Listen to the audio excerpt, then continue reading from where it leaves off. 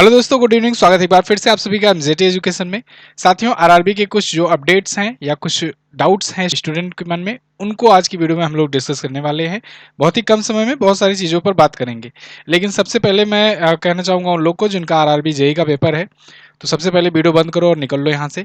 आपको अब किसी भी जड़ी बूटी की आवश्यकता नहीं है। सिर्फ मॉक टेस्ट लगाओ, रिवीजन करो और किसी भी प्रकार की अपडेट्स या नोटिफिकेशन या कैसे स्ट्रेटेजी, इन सब की वीडियो देखना आज से ही तुरंत बंद कर दो। खुद पर ध्यान लगाओ और प्रैक्टिस करो, रिवीजन करो। आपका समय बहुत कम है। बाकी के आरआरबी एलपी वाले बच्चे रुके रहेंगे, ग्रुप डी की रुके रहेंगे और एनटीपीसी वगैरह की जो लोग तैयारी कर रहे हैं वो लोग रहेंगे और पूरी वीडियो देखेंगे ध्यान से। ठीक है ना? चलिए, तो खैर आरआरबी अपडेट्स में हम लोग सबसे पहले आज बात करने वाले हैं आरआरबी एएलपी एग्जाम डेट की। फिर इसके बाद हम लोग पेपर लीक्स पर चर्चा करेंगे, क्योंकि इसको लेकर के बहुत सारे स्टूडेंट्स का मनोबल डाउन हो गया है। कंपटीशन को लेकर देखेंगे और न्यू वैकेंसीज क्या क्या हैं, क्या और अपॉर्चुनिटीज हैं, उस पर चर्चा करेंगे। एनटीपीसी एग्जाम हुआ, ग्रुप डी हुआ, इन पर सब पर हम लोग बातचीत करेंगे। ठीक है? तो देखिए, सबसे पहले देखिए एएलपी एग्जाम डेट जो अभी एक बार होने वाला था, लेकिन किसी कारणवश क्या पेपर लीक की वजह से नहीं हुआ। 20-20 लाख रुपए में पेपर बिका था और इस पर मैंने आपको एक वीडियो भी दी हुई थी। तो देखिए, उसके बाद क्या हुआ कि अभी तक कंफर्म नहीं आया कि कब होगा एग्जाम एएलपी का, सीबीटी 2 का। है ना? सीबीटी 1 तो हो गया था, सीबीटी 2 का एग्जाम की यहाँ बात हो रही है।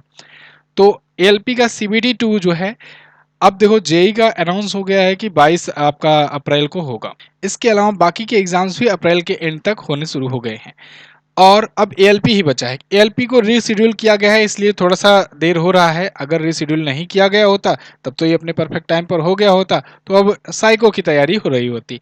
लेकिन एएलपी टला हुआ है तो बहुत ज़्यादा समय भी नहीं लगेगा। अभी अभी आप ये समझ के चलो, अब अप्रैल महीने में तो नहीं होना है इसको तो आप समझ के चलो मई महीने के फर्स्ट वीक में। ठीक है ना? मई मंथ के फर्स्ट वीक में कभी भी ये हो सकता है। अप्रैल में चांसेस बहुत कम है, मतलब आप समझो कि 5% चांस है कि अप्रैल में आपका 22 अप्रैल के बाद ही अगर आएगा तो डेट आएगा, तो 22 अप्रैल से लेकर के 30 अप्रैल के बीच में 5% सिर्फ चांस है। बाकी 95% है कि मई के फर्स्ट वीक में हो जाए आपका, मई मंथ के फर्स्ट वीक में। तो ये आप टारगेट बना करके चलिए। अब मान लीजिए इससे 2-4-5 दिन अगर डिले भी हो जाता है तो भी कोई दिक्कत नहीं है। आपको प्रैक्टिस अपनी बनाकर रखना है, स्पीड आपकी मेंटेन रखनी है, रिवीजन करते रहना है। देखो, प्रिपेयर तो आप 19 और 20 मार्च के लिए थे, लेकिन अब आपको समय मिल गया है, तो सिर्फ आप ही को समय नहीं मिला है, वो सबको मिला है। तो ऐसे में अब कंपटीशन थोड़ा सा और बढ़ने वाला है। तो देखिए, मैं देख रहा हूँ बहुत सारे स्टूडेंट जो है ना वो थोड़ा सा ढीले पड़ गए हैं। तो ढीले नहीं पड़ना है आपको। ऐसा नहीं सोचना है कि अब डिले हो गया या 15 दिन 20 दिन का समय मिल गया है या 1 महीने का समय मिल गया है तो अपनी प्रैक्टिस छोड़ दें। जिस हिसाब से आप 17 मार्च को या 18 मार्च को तैयारी कर रहे थे ना, याद करो, 19-20 मार्च को आपका पेपर था, तो 16, 17, 18 में आप जो तैयारी, जिस लेवल पर पढ़ाई कर रहे थे, उसी लेवल से या फिर 10% बहुत ज़्यादा करके कम करो और उसी लेवल से उसी स्पीड में आप पढ़ाई करते रहो। दिन में उतना ही समय दो जितना समय 16, 17, 18 मार्च को आप दे रहे थे, क्योंकि कंपटीशन अब और ज़्यादा बढ़ने वाला है। और सबसे ज़रूरी बात मैं ये कहूँगा कि एक्यूरेसी पर बहुत ध्यान दो। एक्यूरेसी बहुत ज़्यादा मैटर करेगी आपके लिए। मैं आपको एग्जाम्पल के लिए अपनी बात बताऊँ, 78 क्वेश्चन मैंने अटेम्प्ट किए थे, बहुत ज़्यादा अटेम्प्ट नहीं था। 78 क्वेश्चन मैंने अटेम्प्ट किए थे, बहुत ज़्यादा अटेम्प्ट नहीं था।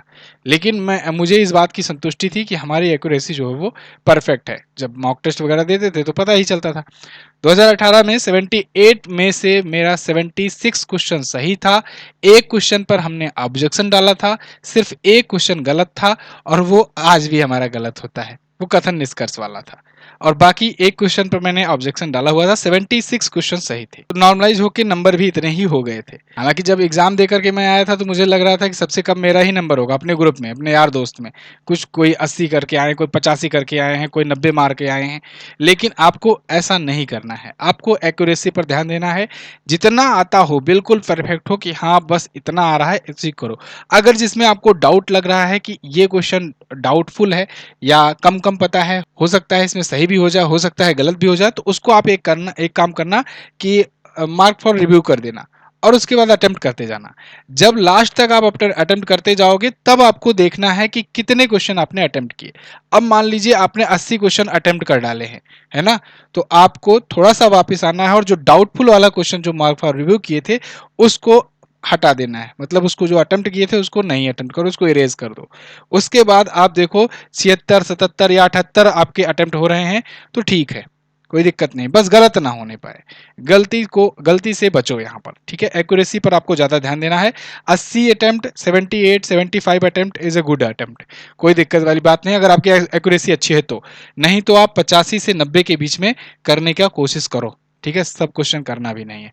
और टेक्निकल पार्ट की बात करें जो क्वालिफाइंग नेचर है, तो उसमें भी आप जो है कोशिश करो उसमें भी एक्यूरेसी ज़्यादा से ज़्यादा मेंटेन करने की। एक्यूरेसी ही मैटर करेगी। आपको देखो पूरा उसमें टॉप नहीं करना है, आपको केवल 40 नंबर तक क्वेश्चन अटेम्प्ट करने, 40 क्वेश्चन तक अटेम्प्ट करना है। कोशिश करना है कि आपके 32-33 नंबर आ जाए, है ना। आप ये सोच कर के आओगे कि चलो 40 से 45 हमें अटेम्प्ट करना है, इससे ज़्यादा अटेम्प्ट नहीं करना है, तो केवल वही उन्हीं उन्हीं क्वेश्चन को छुओ जो क्वेश्चन पक्का पता हो कि हाँ ये हमें आ जाएगा, ये हम कर लेंगे, अटेम्प्ट कर लेंगे, ठीक है। उसमें आपको देखो 5 से 7 क्वेश्चन न्यूमेरिकल से ही मिल जाएंगे। छोटे छोटे न्यूमेरिकल होते हैं, रेजिस्टेंस के हो गए, फिजिक्स के हो गए, मतलब फिजिक्स भी वही है एक प्रकार से। और ऐसे छोटे मोटे मिल जाएंगे कैपेसिटर से, रेजिस्टेंस से, अब जो भी ट्रेड से रिलेटेड हो। मैं यहाँ पर किसी स्पेसिफिक ट्रेड को नहीं बता सकता क्योंकि बहुत सारे ट्रेड हैं। तो आप बेसिक बेसिक जो न्यूमेरिकल है वही वाला पढ़ के जाइए। बस आपको जो जानकारी हो कंफर्मेशन के साथ हो, उसमें डाउट ना रहे, ठीक है, जिससे जो क्वेश्चन अटेम्प्ट करो उसमें पूरा पूरा विश्वास रहे। दूसरा, पेपर लीक की बात करें तो देखो पेपर लीक जो है ना, आप आज के टाइम पर ये मानकर चलो कि कोई भी 100% परफेक्ट नहीं है। कोई भी एग्जाम हो रहा है, बस चोरी तभी तक नहीं पता चल रही है जब तक पकड़ी नहीं जा रही है। तो पेपर लीक जो है 10% तो मानकर चला करो आप, कि 10% सीटें जो हैं इसको हटा ही दो। जितनी भी वैकेंसी हो कोशिश करा करो 5 से 10% सीटें ना मान के चलो, इतना जाएगा ही जाएगा। इसके बाद जो होगा उसमें आपको आना है, ठीक है। तो आप इसको लेकर के बहुत ज्यादा होपलेस मत हो। मैं देख रहा हूं ना बहुत सारे लोग ये सोच रहे हैं कि भाई यार सब तो पेपर लीक हो जा रहा है, क्या मतलब है, पैसा दे करके लोग सीट पा जा रहे हैं, पढ़ने का क्या मतलब है। बुरा लगता है, स्टूडेंट के हिसाब से बुरा लगता है भाई। कोई मेहनत किया दिन रात करके पढ़ रहा है और जब जा रहा है एग्जाम सेंटर पर पता लग रहा है पेपर लीक हो गया है, तो बुरा तो लगेगा। लेकिन आप ये भी मानकर चलो कि पेपर बनाने वाले किसी दूसरी दुनिया से तो आए नहीं है, दूसरे गोले से तो आए नहीं है, इसी पृथ्वी के, वो भी है इंसान ही। तो वो पेपर जब बना रहे हैं तो अपने नाते रिश्तेदार या इधर उधर जान पहचान में कहीं ना कुछ तो देंगे ही हिंट। तो इसलिए ये मानकर चलो कि 8 से 10% सीटें तो आपका जाना ही जाना है, कोई सा भी एग्जाम हो, ठीक है। ये अब आप इसके लिए ना न्यू नॉर्मल हो जाओ। न्यू नॉर्मल आप जानते हो ना कि मतलब ये आपको नॉर्मल लगनी चाहिए, कितना जाएगा ये। आपको बाकी के 90% में तैयारी करनी है, और तैयारी इस लेवल की करनी है कि अगर सीटें कहीं इधर उधर हो भी तो आपको उसे निकाल देनी है, ठीक है। अब इसमें तुम चाहे, तुम्हारे पास ऑप्शन है, चाहे बैठ करके सरकार को कोसो, बैठ करके आरआरबी को कोसो, या कुछ भी करो, इधर उधर रिग्रेट फील करो, या फिर दूसरा ऑप्शन है कि 90% सीटें मान करके आप तैयारी पर लग जाओ अच्छे से। आपको चाहिए केवल एक सीट, आप जो है कंपटीशन अपना इस लेवल का बढ़ा लो, इतना बढ़िया तरीके से करके आओ अटेम्प्ट कि आपका हो जाए सिलेक्शन। और क्या यकीन मानो, जो लोग पेपर अटेम्प्ट करते हैं, जो लोग सिलेक्शन पाते हैं ना, वो कभी बहाना नहीं बनाए हुए होते हैं। ये वही लोग होते हैं जो सिलेक्शन पाते हैं। जो बहाने बना करके इधर उधर के बैठ कर रोते हैं वो सिलेक्शन की तरफ नहीं जाते हैं, ठीक है। तो ये बात मेरी ध्यान रखना। और हाँ, मॉक टेस्ट लगाते रहो भाई। मॉक टेस्ट के लिए देखो टेक्स्ट बुक का अभी ये चल रहा है season cell end of the, क्योंकि अब देखो आज कल परसों परसों फाइनेंशियल ईयर खत्म हो जाएगा, नया फाइनेंशियल ईयर शुरू होगा। फाइनेंस की दुनिया में नया साल होता है ये। तो जब आखिरी दिन होता है ना, तो सब लोग सोचते हैं ना कितना ज़्यादा से ज़्यादा अपना बैलेंस शीट मेंटेन कर लें। तो उसी बैलेंस शीट के चक्कर में आप देखोगे आज के टाइम पर बहुत सारी कंपनियां जो है वो सबको हैवी डिस्काउंट दे रही हैं। तो ऐसे में इस टाइम पर आपको फायदा उठाना चाहिए इसका। अभी देखो टेक्स्ट बुक का एंड ऑफ सीजन सेल चल रहा है, और ये सबसे लोवेस्ट डिस्काउंट पर आपको प्राइस पर मिल गया है, टेक्स्ट बुक पास प्रो आ गया है। जाओ इसको फटाक से लो। अगर अब मॉक टेस्ट नहीं दे रहे हो तो मॉक टेस्ट देना शुरू करो, एमजेटी कूपन कोड लगाना जिससे ये आ जाएगा। अच्छा, कुछ लोग कह रहे हैं कि ये 351 जो है जब ये जाते हैं परचेज करने तो प्लेटफॉर्म फीस लगता है। तो देखो इससे बचने के लिए ना एक ट्रिक मैं बता रहा हूँ आपको, कि आप जो नीचे डिस्क्रिप्शन में लिंक दिया गया है उसके थ्रू वेबसाइट पर जाकर के परचेज करो। ऐप से जो बहुत सारे लोग लेते हैं टेक्स्ट बुक के, तो उसमें शायद ये प्लेटफॉर्म फीस लग रहा है।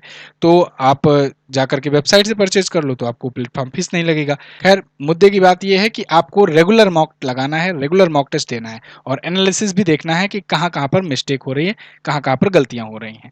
अगले टॉपिक पर आते हैं कंपटीशन की। तो कंपटीशन भी लगभग इसमें इंक्लूड हो गया है। देखो कंपटीशन लगातार बढ़ रहा है और बढ़ता ही जाएगा, क्योंकि जैसे जैसे एग्जाम्स होते जाएंगे, जैसे जैसे सैंपल साइज बढ़ता जाएगा, चाहे वो टेक्स्ट बुक के पास हो, चाहे किसी भी संस्था के पास हो, चाहे हमारे पास हो, या कहीं पर भी, जैसे-जैसे ज़्यादा एग्ज़ाम होंगे वैसे-वैसे सैंपल साइज़ बढ़ता जाएगा। सैंपल साइज़ बोले तो कि किस प्रकार से पैटर्न है, किस प्रकार से एग्ज़ाम्स में क्वेश्चन आ रहे हैं, ये सबको पता लगता जाएगा। तो इससे क्या होगा ना, कॉम्पिटिशन लेवल बढ़ता ही जाएगा डे बाय डे। तो कॉम्पिटिशन के साथ-साथ आपको भी बढ़ना है। आपको भी अपनी स्ट्रैटेजी बढ़ाते रहनी है, आपको भी प्रैक्टिस बढ़ाते रहना है। क्या ज़रूरी है जो पिछली बार 70 पर कट ऑफ गई हो, इस बार 75 पर चली जाए, 76 पर चली जाए, या अभी आपने देखा 90 पर कट ऑफ गई हुई थी अभी टेक्नीशियन में, ग्रेड 3 में, तो ऐसे इसमें चली जाए। हालाँकि ये टेक्निकल सब्जेक्ट होते हैं, उतना ज़्यादा तो नहीं जाने की कोशिश रहेगा उम्मीद, लेकिन फिर भी 74-75 तक भी जा सकता है। आपको इस हिसाब से तैयारी करके जानी है कि देखो सिर्फ साइको टेस्ट तक ना पहुँचो, आपको फाइनल में वहाँ मेरिट में भी आना है। साइको के लिए तो 8 गुना लोग बुलाए जाएँगे, लेकिन साइको क्वालीफाइंग है एक प्रकार से, जुड़ता है नंबर, लेकिन बहुत ज़्यादा इफ़ेक्ट पड़ता नहीं है उसका। तो आपको इसमें इतना नंबर मेंटेन करना है कि फाइनल डॉक्यूमेंट वेरिफिकेशन के बाद जब लिस्ट आए तो उसमें आपका नाम आ जाए, है ना? तो ये चीज़ कीजिएगा।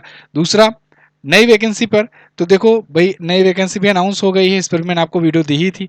9,970 लगभग 10,000 के आस-पास में वैकेंसी आ रही हैं। वैकेंसी और भी बढ़ सकती है, पिछली बार भी आपने देखा था 5,500 के आसपास वैकेंसी आई थी, फिर 18,000 हो गई थी। तो इसलिए जो है वैकेंसी बढ़ सकती है और वैकेंसी नई भी आ रही है। जो लोग CBT 1 नहीं क्वालीफाई कर पाए हैं, उन लोग के लिए अब लग जाना चाहिए जी जान लगा करके नई वैकेंसी पर, और बिल्कुल ध्येय बना लो कि हमें इसमें सिलेक्शन लेना ही है। तो कहीं भटको मत, एक ही पर फोकस्ड होकर के आप लगातार काम करते रहो। एनटीपीसी एग्जाम डेट को लेकर के, तो देखो एनटीपीसी एग्जाम जो है ना, ये आपका जून में जाना है ना? मई लास्ट समझकर चलो या फिर जून मानकर चलो। मैं यहाँ पर लिख भी दे रहा हूँ, मई एंड तक या आप जून तक मानकर चलो।